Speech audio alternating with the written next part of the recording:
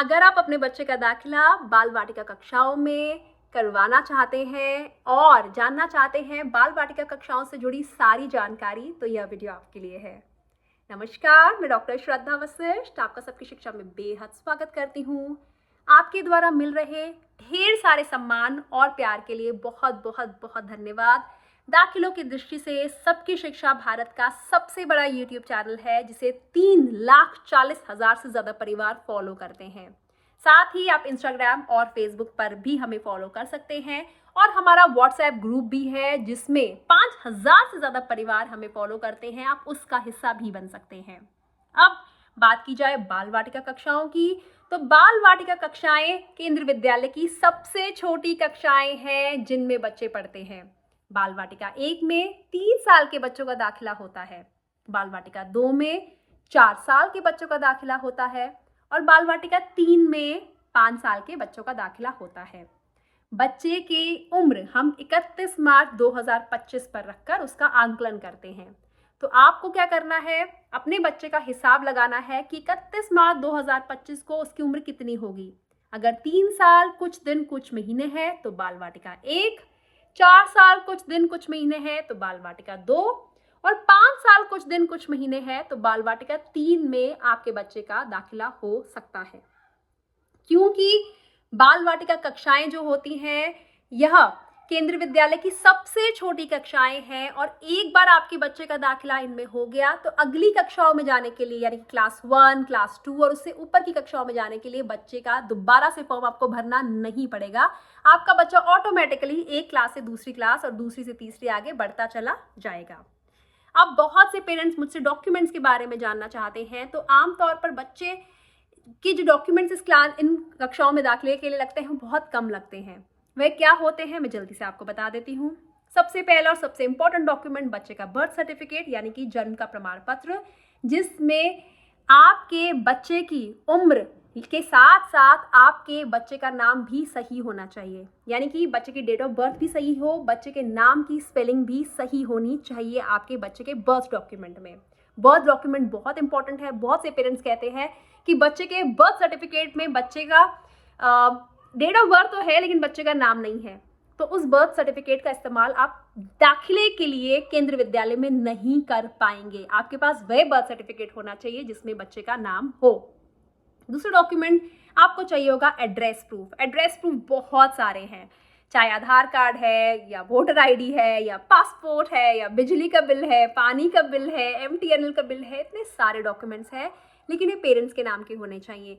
चाचा चाची, मामा मामी, ताया ताई, मासी मौसा, बुआ फूफा, इनमें से किसी के नाम के डॉक्यूमेंट्स नहीं चलेंगे। एड्रेस प्रूफ पेरेंट्स का नाम का होना चाहिए, या फिर माता या फिर पिता। और हाँ, अगर किसी वजह से आप का ट्रांसफर एक राज्य से दूसरे राज्य में हो गया है, या फिर एक ही शहर में एक जगह से दूसरी जगह आपके बच्चे का आपका ट्रांसफर हो गया है, तो ऐसे में पिछले एड्रेस, क्योंकि आपके जो सारे डॉक्यूमेंट्स हैं पिछले एड्रेस के हैं, तो ऐसे में आप क्या कर सकते हैं, आप रेंट एग्रीमेंट का इस्तेमाल भी एड्रेस प्रूफ के रूप में कर सकते हैं। तो आपकी ये वाली प्रॉब्लम भी, ये वाली कंफ्यूजन भी मैं इसी पॉइंट से दूर कर देती हूँ कि रेंट एग्रीमेंट का इस्तेमाल एड्रेस प्रूफ के रूप में किया जा सकता है केंद्रीय विद्यालय दाखिलों में। और अगला डॉक्यूमेंट जो मैं आपको बताना चाहूंगी, बच्चे की पासपोर्ट साइज फोटोग्राफ की जरूरत पड़ेगी। चौथा डॉक्यूमेंट, अगर आप किसी कैटेगरी का लाभ उठाने जा रहे हैं, आप किसी कैटेगरी के तहत अपने बच्चे का दाखिला करवाना चाहते हैं, तो उस कैटेगरी का डॉक्यूमेंट भी आपके पास होना चाहिए।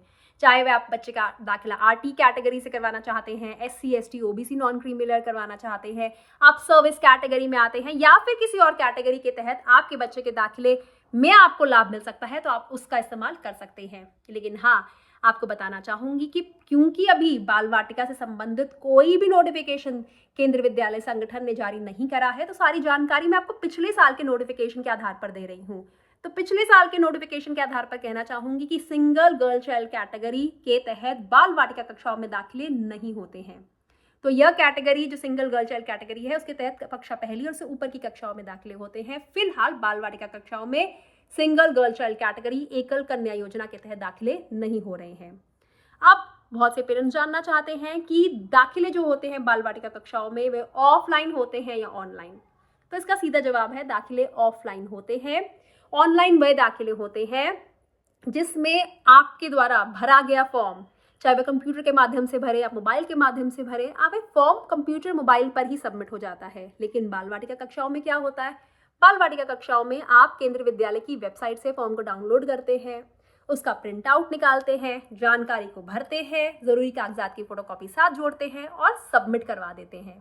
तो ऐसे में यह फॉर्म ऑनलाइन नहीं है, ये ऑफलाइन है, क्योंकि बहुत से लोगों में कंफ्यूजन है। वे सोचते हैं क्योंकि हमने डाउनलोड करा है इसलिए फॉर्म ऑनलाइन है। जी नहीं, जो फॉर्म ऑनलाइन होता है उसमें पेन का इस्तेमाल नहीं किया जाता है। ऑफलाइन फॉर्म में पेन के माध्यम से आप फॉर्म को भरते हैं और खुद जाके बाय हैंड जमा करवाते हैं।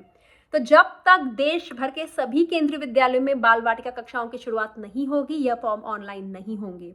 जब देश भर के सभी केंद्रीय विद्यालयों में बाल वाटिका कक्षाएं आ जाएंगी तो आने वाले समय में आप देखेंगे कि यह फॉर्म ऑनलाइन हो जाएंगे। और मेरी इस बात को याद रखिएगा, आने वाले कुछ सालों में बाल वाटिका कक्षाओं के फॉर्म ऑनलाइन जरूर होंगे। कम से कम बाल वाटिका 1 का फॉर्म तो ऑनलाइन हो ही जाएगा, लेकिन फिलहाल के लिए बाल वाटिका 1, बाल वाटिका 2 और बाल वाटिका 3, ये इसके सभी के फॉर्म पूरी तरीके से ऑफलाइन ही हैं।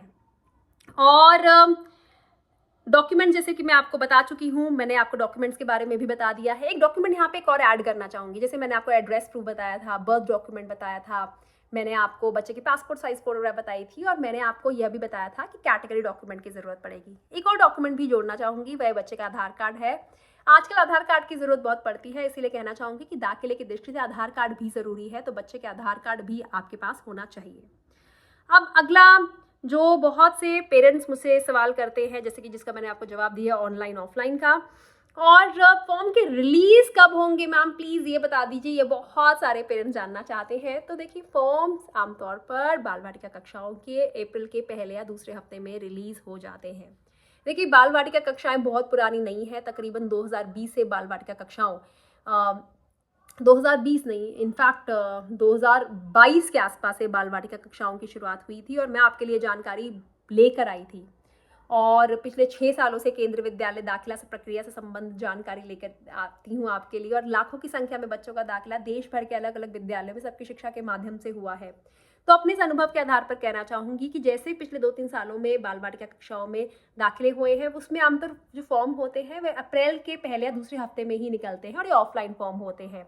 देश भर के सभी बाल वाटिका कक्षाओं के फॉर्म एक ही डेट को निकलते हैं, और लास्ट डेट भी सभी केंद्रीय विद्यालयों में, जिन जिन केंद्रीय विद्यालयों में बाल वाटिका कक्षाएं हैं, उनकी एक ही लास्ट डेट होती है।